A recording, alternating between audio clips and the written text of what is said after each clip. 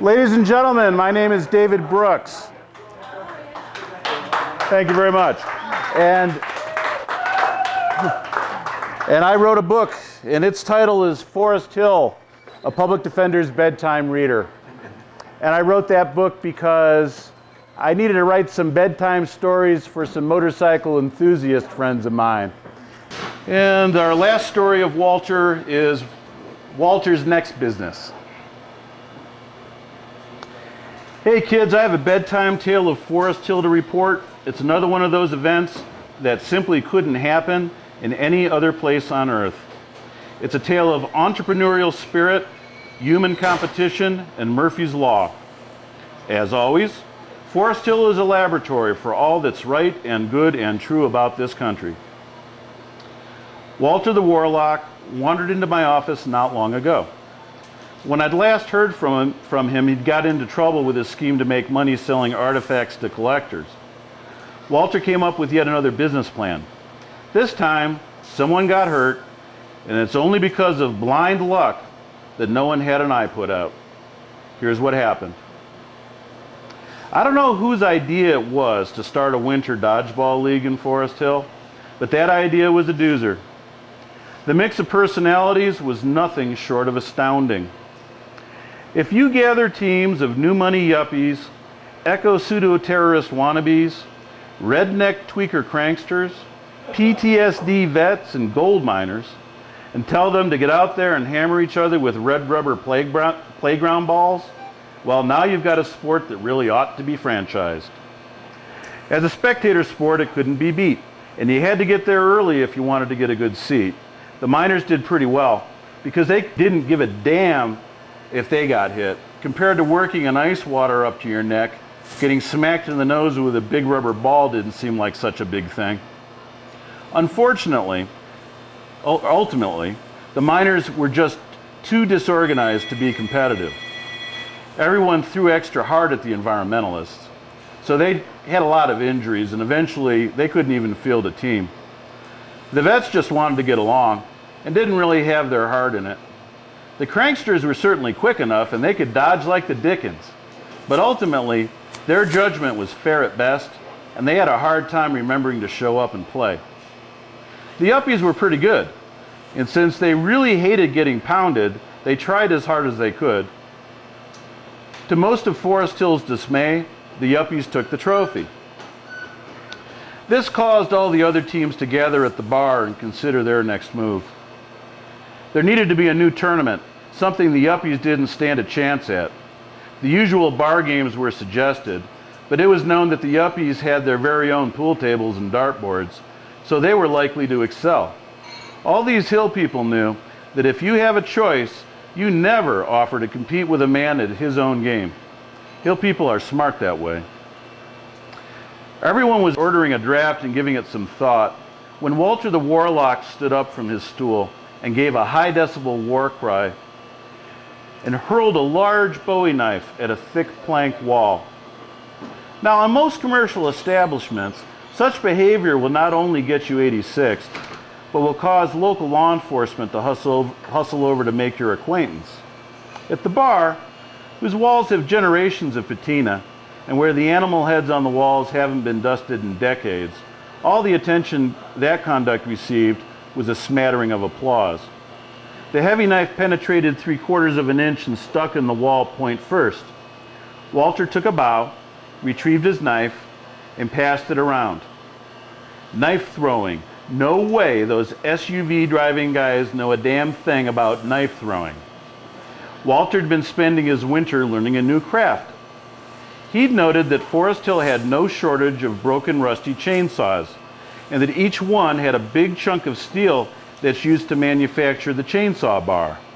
Walter had learned to shape the steel stock into a Bowie knife and added leather grips to the one-piece handle. Since it was for throwing, it needed a sharp point, but didn't need a sharp edge. It was a matter of practice to learn how to stick it point first, but after a few days he could do it consistently. A couple of days after that, at 15 feet, he could hit a 3-inch bullseye most of the time. The former dodgeballers each took turns with the blade, using some scrap lumber as a target. A plan was formed, and Foresthill's Knife Throwing League was formed. Walter sniffed the sweet scent of opportunity. Suddenly, there was high demand for throwing knives, and he had a nearly limitless supply of rusty chainsaw bars stockpiled. He began by charging $30 a knife, but he soon found that he could easily get $60. It seemed like everyone in town wanted a knife, and he began to make good money. The Knife Throwing League pretty much happened as you'd expect.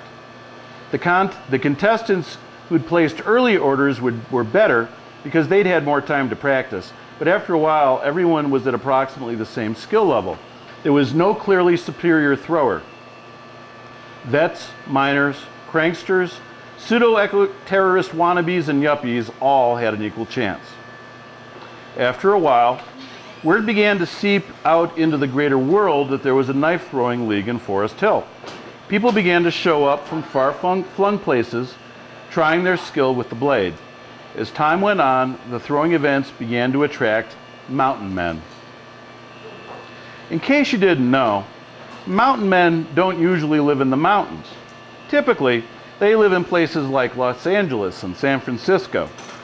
Mountain men are reenactors who strive to replace any possible sense of lost manhood by gathering and reliving the days when the real historical mountain men gathered for fun and frolic.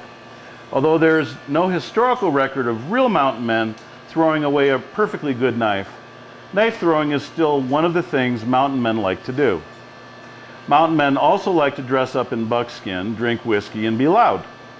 Foresthill has its share of small M mountain men, but not a single capital M mountain man. The imports stood out like sore thumbs. The mountain men, with the capital M's, really should have left their buckskin breeches at home if they wanted to fit in. It wasn't long before the mountain men were sometimes outnumbering the locals at the bar. They dressed like Davy Crockett, often smelled bad. You have to know how to tan deer hides correctly if you don't want to smell bad. Hardly ever bought a round, and were pretty good knife throwers. It was intolerable. Walter was selling every knife he could make, so he was doing very well personally, but Walter was sensing that the character of Foresthill was beginning to change. The mountain men were beginning to make the yuppies look like a godsend.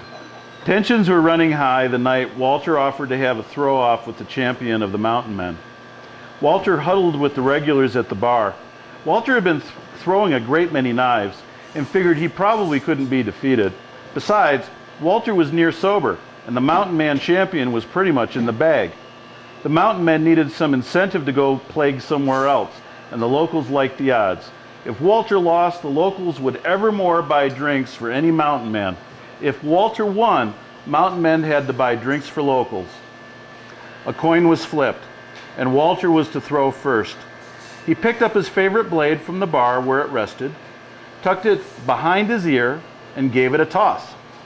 Walter stared at the target disbelievingly as the blade simply disappeared. No one admitted to spilling the drink that soaked the simple leather-covered handle of Walter's throwing knife. It has been suggested that one of the mountain men did it on purpose, since it's unlikely that any local would spill a purchased bar drink if still conscious and not actively punching someone out. The soaked, worn leather became slippery, and Walter lost his grip before he began his forward motion. The knife flew backwards. As luck would have it, as buttered toast tends to land buttered side down, it implanted in the champion mountain man's shoulder, point first.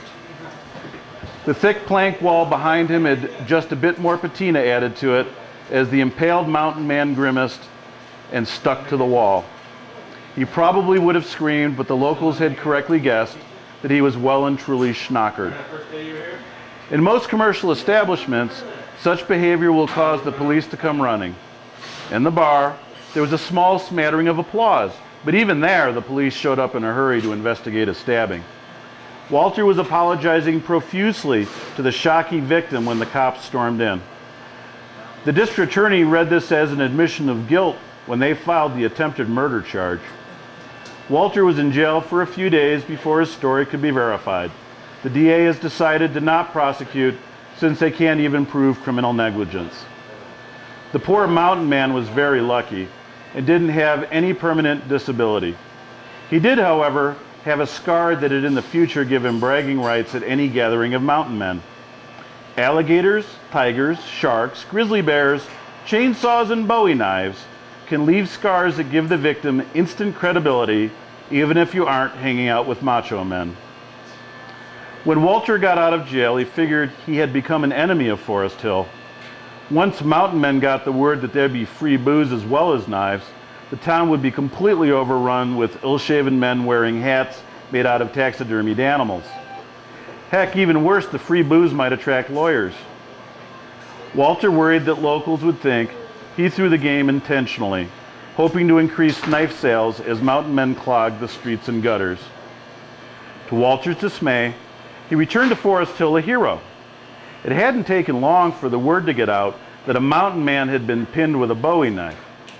Suddenly, the bar wasn't nearly so popular with the buckskin and critter cap crowd. Those who remained tended to be polite, kept to themselves, and bought the occasional round. Soon, the knife-throwing league dwindled and disappeared.